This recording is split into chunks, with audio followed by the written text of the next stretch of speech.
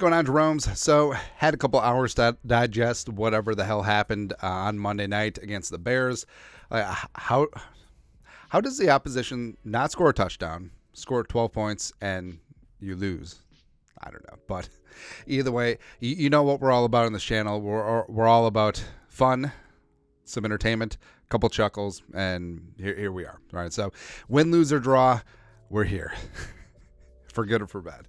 I don't know, man. But Josh Dobbs has been a fantastic story. The Pastronaut was basically like Jeremy Lin Sanity, Tebow Mania. It's been the Vikings version of it. But wheels sort of fell off of the...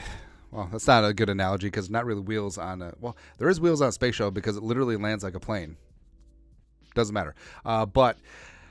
He did not fare well on Monday night, had 4 interceptions. Yes, some were off deflections, but frankly, he should have had 6 or 7 picks, right? Will Ragg at Sports Illustrated, go. Kevin O'Connell said the Vikings will take a look at Josh Dobbs' inventory of plays over the bye week. Should be easy. He's played 4 games. Didn't explicitly say they'll consider a quarterback change, but he mentioned Jaren Hall being healthy and Nick Mullins being available as well. And Mullins was QB2, and Jaren Hall was the emergency QB3 on Monday night. Nick Mullins was actually warming up on the sideline in the middle of the game before they rolled with Josh Dobbs the rest of the way. And, I mean, Dobbs has been fantastic, man, but the turnovers are what's killing the Vikings right now. And... especially those last 2 games, it's been rough. And Dobbs, I mean, as good as he's been, he's had 8 turnovers in his 4 games with the Vikings. 5 picks and 3 lost fumbles, 5 fumbles total. It's been a mess, man. And again, I want to believe. I want Josh Dobbs to clean things up if he remains the starter, but the Vikings still have playoff aspirations, and you simply cannot be turfing the ball. You simply can't be turning it over constantly, and that's what the Vikings need to fix. And if Jaren Hall is the guy, I still have faith in the Mormon Missile, sure. Or if it's Nick Mullins, everything's going to be all right, rockabye, deep cut. But either way, like Dobbs needs a light fire under his ass, or the Vikings need to make a change.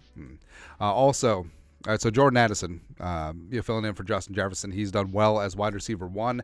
A couple of plays that Addison wish he had back. The first play, the bang 8 and down the middle of the field, where it looked like he kind of caught it, maybe not.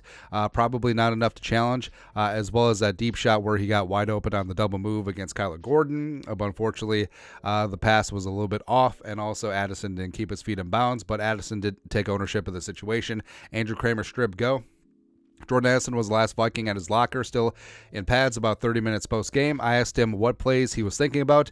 Quote, the one I tipped, which ended up as an interception. And I'd say the deep one where I was wide open and it was incomplete. I feel like I got to stay in bounds, get my feet down, end quote. So it is nice that Addison, even being a rookie and a young rookie, remember, he only had 3 years in college, He's taking ownership of the situation, like he's humble about it, and he'll get better. And Addison is going to be a star in this league, and also I can't wait to see him and JJ together. Hopefully that's very soon. And around the NFL tweeted this out. Vikings wide receiver Justin Jefferson hamstring is expected to be activated off injured reserve by Wednesday, per Tom Pelissero. Now, it's not as monumental as it sounds, because the Vikings' 21-day window where they have to decide whether to add him to the 53 or put him on season-ending injured reserve is on the 29th, is on Wednesday. So hopefully, knocking on all the wood, JJ is good to go on December 10th against the Raiders, like reportedly he's supposed to be, because having him for the last 5 games certainly could solve a lot of issues on the Vikings offense, no matter who's under center. And if the defense keeps playing the way it's playing, you should be good to go. But also, so one of the big knocks against Mike Zimmer is that he always was too conservative. And when the Vikings would get a 3-point lead, Zimmer would literally try to run out the clock, or whenever the Vikings got inside field goal range, settling for 3, and it was an issue, right? And it does seem like with Kevin O'Connell over the last 2.5 games, that's exactly what O'Connell has done, where he's coached not to lose, and when you do that, you tend to lose. I almost gave it away against the Saints, and frankly, Kevin O'Connell and his play calling and his lack of going for the throat against the Broncos and the Bears ultimately cost him. But hopefully he does learn from his mistakes, and we'll go from there. Speaking of Speaking of going from there, so Adrian Peterson was back in the house against the Bears. Adrian Peterson, who both the Vikings and the Bears had a running back named Adrian Peterson. Fun fact, go look that up. But Adrian's had tough times, so that's why he's got so many tears in his sweatshirt. I never understood that. I never understood. Again, it's high fashion. It's not really my thing. But the torn jeans and the pre-torn shirts and stuff, and then you're paying like $400 for that hoodie. Woo woo. Nah. But the Dancing with the Star alum participant was in the house. He blew the gala horn, and then the Vikings lost. So what was that tell you?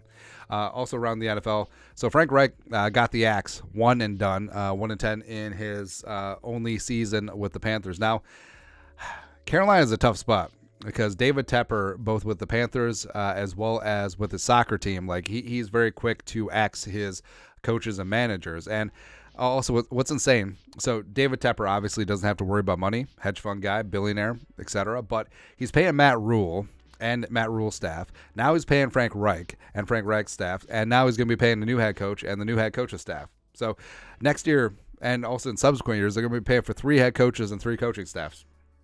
They ain't cheap. They ain't cheap, man. And Jonathan Jones pointed this out. David Tepper purchased the Carolina Panthers in 2018. The 2018 Panthers were 6-2 when this happened. Since this moment, Carolina has gone 24-61, right? And you could go through. Frank Reich wanted to draft C.J. Stroud at 1, but Tepper maybe allegedly said no, it's going to be Bryce Young. And now you have a small quarterback with a very porous offensive line, and you don't have your first round pick, which is going to be high, probably number 1. That goes to the Bears, and it's been an issue, man. Yeah, but Frank Reich, I mean, it's been reported that there's going to be significant coaching changes around the league. And whether it's Belichick, whether it's Brandon Staley, whether it's Eberflus, I still think is on the hot seat despite beating the best team in the world, the Minnesota Vikings. There's going to be a lot of changes around the league. Right? And Kevin O'Connell in year 3 might be an elder statesman. If he makes it to year 3, no big deal. But also looking at that aforementioned draft order, the Bears are up at 1, getting with Carolina's pick. Arizona's firmly in 2. I mean, they showed some flashes of life, but it seems like they're settled in now. The Patriots at 2 and 9.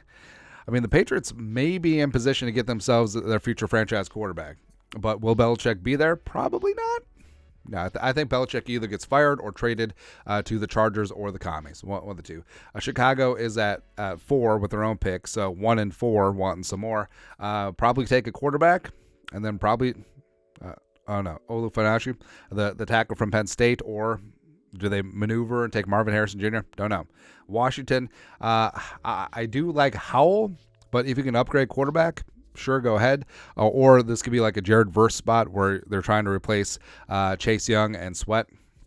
There you go. Giants could go a bunch of different directions. Frankly, I think Tommy DeVito deserves a longer look. Woo, that's right. Buccaneers need a quarterback. Jets, ugh. Chargers. I mean, Chargers got a lot of needs. Quarterback ain't one. Tennessee, maybe they roll Levis. I don't know. Vegas, who knows? New Orleans probably should draft quarterback. And Green Bay, please extend Jordan Love, long time. But up at the top, I think it will be quarterbacks 1 and 2, and I don't think it'll be the order that you think. I actually think that Drake May is going to go before Caleb Williams. But that's it. That is sort of a melancholy Tuesday Vikings news dump. He sees you when you're pooping. That's right. Keep your head up high. Keep Skull alive, all that stuff. But you know what to do. Skull, production value.